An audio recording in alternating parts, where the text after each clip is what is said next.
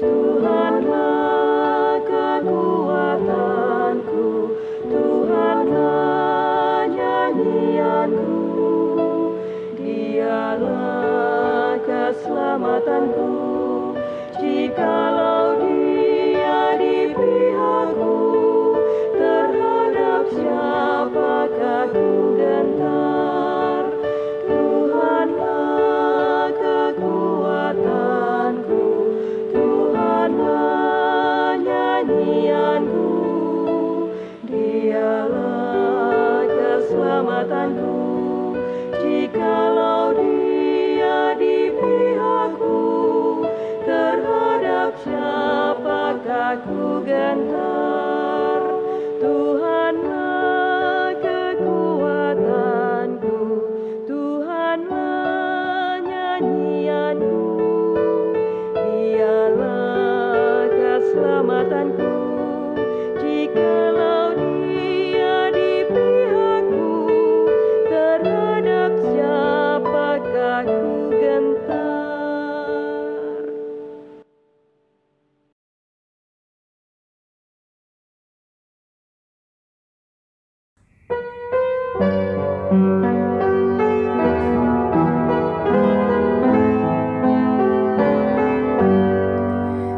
Betapa indah harinya saat ku pilih penebus, alangkah sukacitanya ku memberitakannya terus.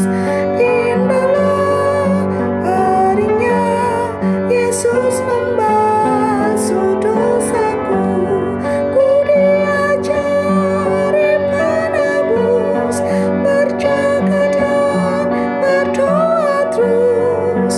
Indahlah harinya Yesus membasuh dosaku.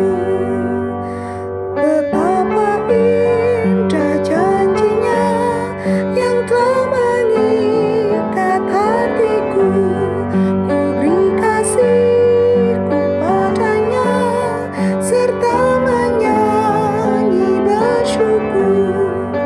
Indahlah harinya Yesus membasuh dosaku, ku diajari penebus, berjaga dan berdoa terus. Indahlah harinya Yesus membasuh dosaku.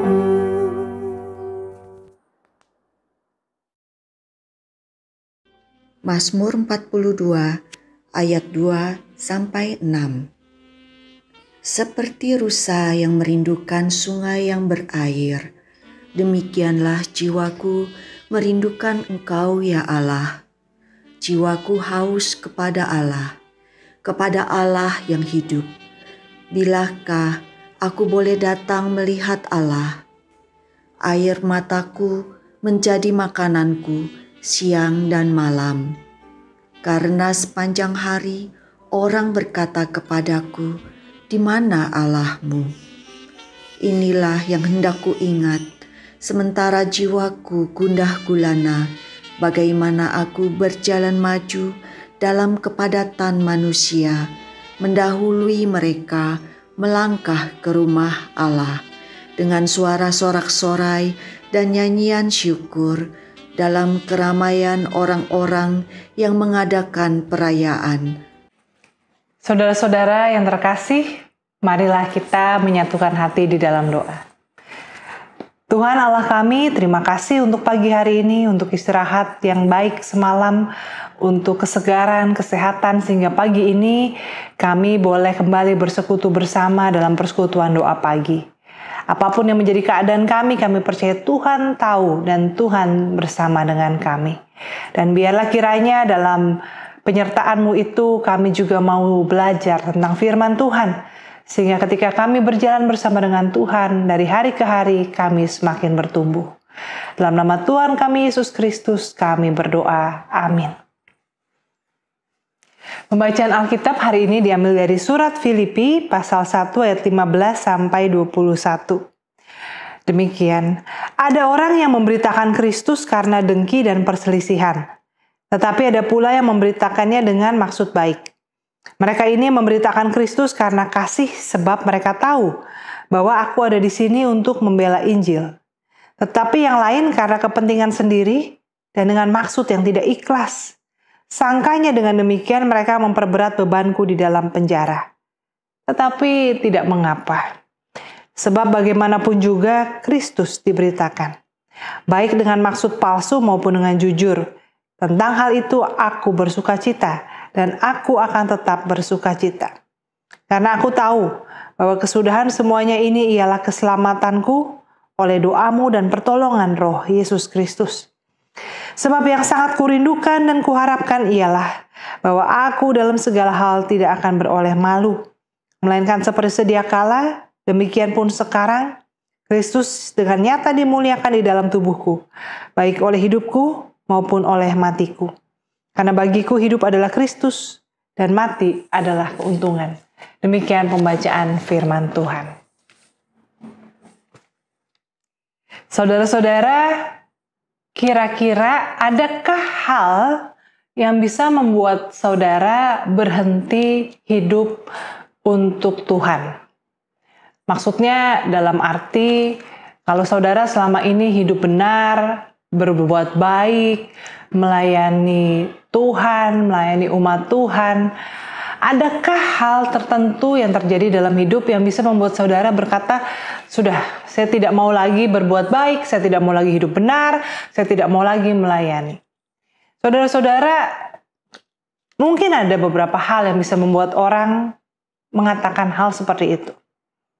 Yang pertama yang seringkali terjadi adalah kekecewaan. Kekecewaan terhadap sesama, saya udah berbuat baik malah ditipu. Saya mau melayani malah difitnah yang enggak-enggak. Atau mungkin penolakan, kekecewaan, karena ditolak kalau menjadi kecewa gitu ya. Saya memberi ide yang maksud saya baik, kok tidak diterima. Atau saudara-saudara mungkin kekecewaan juga kepada Tuhan. Terkait dengan perasaan-perasaan kita pribadi. Atau ada juga mungkin alasan yang sifatnya lebih karena keterbatasan kondisi. Ada yang mungkin saya tidak bisa lagi melayani karena sakit. Tapi bagaimana dengan berbuat baik? Bagaimana dengan hidup benar? Ada loh orang yang karena sakit jadi menyimpan kemarahan, jadi penuh dengan kepahitan sehingga memang jadi kebaikannya hilang. Kalau dulu mungkin terkenal ramah, murah hati, sejak sakit menjadi pemarah, menjadi penuh dengan kecemburuan kepada orang yang hidupnya sehat. Atau mungkin juga ada orang yang dulu terkenal sebagai orang yang ramah, bersahabat, selalu siap menolong. Tapi sekarang karena punya urusan lain, mengejar karir, harus mengumpulkan uang dan sebagainya, waktu tidak cukup, menjadi pribadi yang tidak lagi ramah, bersahabat, murah hati, dan baik. Saudara-saudara, ada juga orang-orang yang bukan karena hal-hal yang tadi kan negatif ya, sakit, harus kerja keras dan sebagainya, tapi kadang-kadang ada juga karena Tuhan berkati dengan keluarga, dengan bisnis, dengan hal-hal yang menyenangkan, lalu kemudian merasa dunianya pindah, pusat dunianya bukan lagi, pusat kehidupannya bukan lagi Tuhan, tetapi keluarganya, bisnisnya, sehingga menjadi pribadi yang egois dan tidak mau melayani Tuhan. Nah, saudara, orang-orang seperti ini, motivasi kebaikan, motivasi hidup benar, dan motivasi pelayanan mereka bisa jadi karena feel good ministry. Orang yang karena kecewa, tidak mau lagi melayani, tidak mau lagi berbuat baik, sebetulnya ketika dia melakukan sesuatu itu, entah dalam pelayanan ataupun dalam kehidupan pribadinya, dia melakukannya untuk merasa feel good, untuk merasa baik. Ya, jadi kan kalau habis tolong orang, wah saya nih tidurnya malam ini enak banget deh. Soalnya saya sudah jadi orang yang berguna, saya orang yang baik. Coba, mana ada lagi di antara manusia di dunia yang sebaik saya? Yaitu mungkin lebay, tetapi feel good ministry, feel good kindness. Berbuat baik karena merasa enak. Oleh karena itu ketika perbuatan baiknya, pelayanannya membuat dia merasa kecewa, merasa tidak nyaman, ngapain diteruskan? Ada juga orang yang motivasi hidup benar, hidup baik, pelayanannya adalah karena ekspektasi pada manusia. Karena pertemanan. Wah, soalnya temennya asik-asik nih kalau saya pelayanan di sini. Wah, temennya asik-asik nih kalau saya rajin bergereja. Atau mencari penghargaan. Atau bahkan demi jaminan masa depan. Masa sih kalau saya udah aktif pelayanan, kalau misalnya sampai saya sakit, saya susah, atau saya meninggal, masa nggak ada yang bantuin, nggak ada yang ngurusin. Dan bahkan saudara-saudara ada juga orang yang tadi saya katakan ketika punya keluarga, ketika punya usaha, lalu tidak punya waktu lagi untuk melayani, untuk berbuat hidup benar, berbuat baik. Berarti jangan-jangan selama ini dia melakukan itu semua untuk mengisi waktunya yang luang. Maka ketika ada kesibukan baru, tidak ada lagi prioritas untuk itu. Nah, tetapi intinya, orang-orang yang bisa berhenti berbuat baik, berhenti melayani, berhenti hidup benar, selama ini melakukannya adalah untuk dirinya sendiri, bukan untuk Tuhan. Nah, kalau kita membaca surat Filipi ini sangat sering, ya, saya saja sudah berapa kali ditugaskan untuk berkhotbah dari bacaan surat Filipi ini. Saudara-saudara, Paulus kita tahu dia berada di penjara karena memberitakan Injil. Kalau dia bilang punya alasan nggak untuk kecewa kepada Tuhan atau kepada saudara seimannya, ya ada. Karena bukan saja dia dipenjara karena memberitakan Injil, dikatakan juga rupanya ada sebagian orang yang nggak suka sama Paulus yang makin gencar memberitakan Injil dengan harapan Paulus di penjara akan semakin ditindas. Kalau dibilang kecewa, merasa tertolak, kecewa terhadap manusia, terhadap pertemanan, Paulus punya alasan. Lalu bicara soal keterbatasan secara fisik, Paulus terbatas. Dia tidak dalam kondisi yang prima, fit. Dia berada di penjara, tentunya sangat terbatas walaupun penjara politik. Dan tentunya juga segala sesuatu, sumber daya, semua juga serba terbatas. Ada alasan untuk Paulus mengatakan bahwa dia tidak mau lagi memberitakan Injil. Tetapi Paulus tetap mewartakan Injil. Bahkan kita tahu sebagian besar surat Paulus yang menjadi bagian dari Alkitab Perjanjian Baru itu ditulis di dalam penjara. Kok bisa? Kok bisa Paulus seperti itu? Saudara-saudara, karena Paulus punya tujuan hidup yang lebih besar dari dirinya sendiri. Bagi dia, selama Injil Kristus tetap diberitakan dengan maksud palsu atau maksud yang baik, tidak masalah. Selama Injil Kristus tetap diberitakan. Dan dia katakan, baik aku hidup maupun aku mati, selama Kristus dimuliakan dalam tubuhku, tidak masalah. Jadi bukan hanya sekedar dia dikecewakan atau dikhianati. Bahkan mati pun tidak mengapa selama Kristus dimuliakan di dalam tubuhnya. Maka bagi Paulus, kehidupannya berpusat pada Kristus. Tujuan hidupnya bukan untuk dirinya, bukan kenyamanannya, bukan supaya dia merasa baik, tetapi supaya nama Tuhan dipermuliakan, supaya semakin banyak orang mengenal Kristus. Nah, kalau kita mau hidup yang bebas dari kekecewaan, mau hidup yang konsisten dari diri kita sendiri, maka kita perlu untuk memiliki tujuan hidup yang lebih besar. Jangan berbuat baik, jangan hidup benar, jangan melayani karena merasa ini kewajiban. Ya, seperti wajib militer atau tugas juri gitu ya. Ya, saya diminta jadi penatua, sebetulnya saya nggak mau, tapi oke lah, jadi minimal nih dalam hidup saya pernah jadi penatua atau pernah jadi pengurus komisi. Jadi kalau nanti diminta, saya bisa bilang udah pernah gitu ya. Bukan seperti itu Bapak Ibu Saudara-saudara, tetapi kita mau melayani Tuhan, mau menggunakan tubuh kita, hidup kita untuk agar Kristus dimuliakan. Jangan juga kita melayani demi teman atau mengisi waktu. Karena teman bisa mengecewakan dan waktu bisa menjadi terbatas. Tapi lakukanlah sebagai suatu panggilan, suatu pesan, suatu visi yang Tuhan titipkan kepada kita yang tidak bisa kita abaikan. Ya, ini nggak harus sesuatu yang wah hebat visinya menyelamatkan seluruh makhluk hidup di dunia, nggak usah yang seperti itu.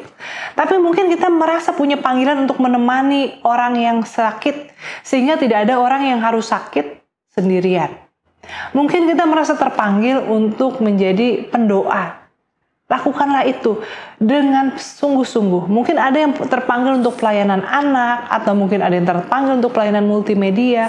Apapun itu, saudara-saudara, temukanlah panggilan itu dan hiduplah untuk memuliakan Tuhan. Sehingga kita tidak menjadi orang yang mudah patah, mudah mundur, tetapi hidup kita selalu semakin hari semakin bertumbuh menjadi lebih baik untuk kemuliaan nama Tuhan. Kiranya Tuhan menolong kita. Amin. Ya Tuhan Allah kami, pada saat ini kami mau bersatu hati, membawa ke hadapan-Mu doa-doa kami bersama, baik sebagai gereja Tuhan maupun juga kami bersama sebagai umat manusia. Tuhan, secara khusus kami memohon agar kiranya Engkau menolong kami untuk berhadapan dengan pandemi COVID-19. Berikanlah kami hikmat, kemampuan untuk hidup disiplin, kemampuan untuk mengendalikan diri, kemampuan untuk tahu bagaimana harus menjalani hidup di masa new normal ini. Mampukan juga pemerintah kami dan segala instansi terkait, segala elemen masyarakat untuk bisa bekerja sama dengan baik. Berikan mereka kemampuan untuk memimpin dan mengarahkan masyarakat dengan tepat. Saat ini kami juga mau berdoa Tuhan bagi orang-orang yang bekerja di dunia kesehatan, para anggota tim medis di mana-mana tempat, baik yang menghadapi pandemi COVID-19 maupun yang melakukan tugasnya secara biasa, baik mereka yang di rumah sakit maupun juga yang di poliklinik, di puskesmas, di kota besar maupun di daerah terpencil. Dan secara khusus untuk poliklinik GKI Surya Utama Tuhan, kami juga mau serahkan saudara-saudara kami yang melayani di sana. Setiap mereka ya Tuhan, para pekerja medis ini, kiranya Tuhan lindungi mereka, jauhkan mereka dari segala yang jahat, berkati segala pekerjaan mereka sehingga melalui tangan-tangan mereka kesembuhan boleh terjadi. Dan untuk itu kami juga mau berdoa Tuhan untuk proses pengembangan vaksin corona. Biarlah kiranya Tuhan, Engkau yang mengaruniakan kecerdasan, kemampuan kepada manusia, Engkau juga yang memberkati segala usaha dan daya upaya mereka, sehingga vaksin yang terbaik, yang tepat, yang baik juga bagi tubuh manusia bisa segera disempurnakan dan disebarluaskan. Saat ini kami juga mau berdoa Tuhan untuk pergumulan kami menghadapi gelombang krisis ekonomi. Tolonglah agar bangsa kami terhindar dari resesi. Biarlah kiranya kami semua tetap bisa mendapat penghidupan. Biarlah kami semua tetap bisa saling mempedulikan. Kami berdoa baik untuk para pengusaha, pemerintah, baik untuk lembaga-lembaga dan termasuk gereja Tuhan, agar juga bisa terus Tuhan pakai untuk menjadi saluran berkat Tuhan. Untuk itu kami juga berdoa agar kiranya umat-Mu boleh tetap setia memberikan persembahan melalui gereja, sehingga gereja boleh terus tetap berkarya dan bersaksi di tengah dunia. Kami mau berdoa juga Tuhan untuk saudara-saudara kami yang sedang sakit, baik yang dirawat di rumah sakit, dirawat di rumah, berobat jalan, baik yang karena COVID ataupun juga penyakit lainnya. Tuhan, kiranya Engkau bersama dengan mereka. Tuhan, karuniakanlah kesembuhan. Tuhan, berikanlah yang terbaik. Doa-doa kami ini Tuhan tidak sempurna, tetapi kami percaya Engkau adalah Allah yang sempurna, Allah yang maha mendengar, yang maha mengerti, dan yang maha kuasa.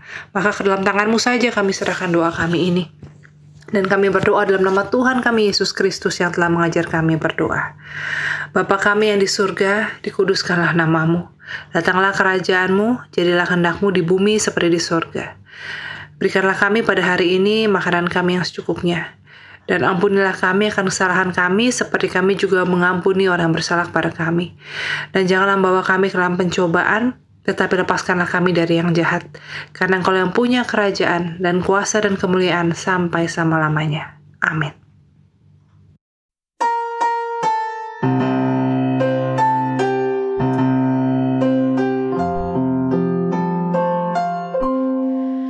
Kasih Tuhan